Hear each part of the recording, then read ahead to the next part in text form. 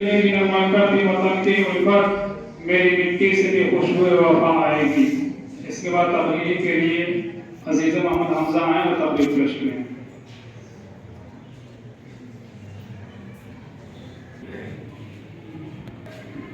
السلام علیکم ورحمۃ اللہ وبرکاتہ. بسم اللہ الرحمن الرحیم. مشرف اساتذہ کرام اور بھائیوں، جیسا کہ ہم سب جانتے ہیں آج 26 جنوری ہے. ہمارے سماج اور ہمارے ملک میں اس تاریخ کی اہمیت کیوں ہے، ہمیں جاننے کی ضرورت ہے. آج یہ کے دن ہمارا پیارا وطن ہندوستان سیکولر جمہوریہ بنا تھا.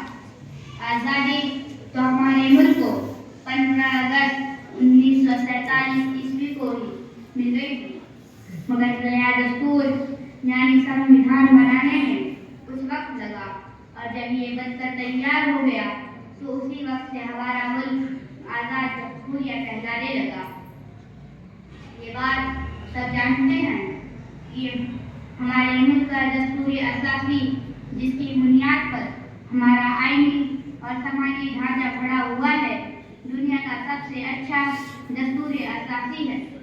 اس ملک میں بسنے والے سبھی طبقوں کو خواہ ان کا تعلق کسی مذہب اور برادری سے ہو، وہ کوئی سی زبان بولتے ہوں، ان کی تہذیب کچھ بھی ہو سکتی ہے، وہ ہندوستان کے کسی بھی علاقے کے ہوں، مگر ملک کے دستور اور آئین میں سب کے حقوق برابر ہیں. اس لحاظ سے ہمارا ملک دنیا کا سب سے اچھا ملک ہے، مگر صدیوں تک غلام رہنے اور انگریزوں کی لکھی ہوئی غلط اور گندی تاریخ پڑھنے کے نتیجے میں ہمارے بچوں اور جوانوں کا ذہن فرقہ پرستی، الگاؤ پسندی اور بھید بھاؤ کا عادی ہو گیا.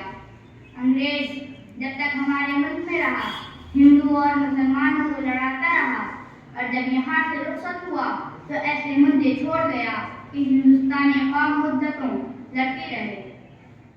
1947 عیسوی میں آزادی کے تقسیم ملک کے نتیجے میں جو فرقہ وارانہ فسادات شروع ہوئے وہ آج تک نہیں تھم سکے. ہمیں چاہیے کہ اپنی ملک کی قدیم روایات، گنگا جمنی تہذیب اور آپس میں محبت کو برقرار رکھنے کی کوشش کریں، تاکہ ہمارا ملک دنیا کی یافتہ قوم کے شانہ بشانہ کھڑا ہو سکے. آخر دعوانا الحمدللہ رب العالمین. السلام علیکم.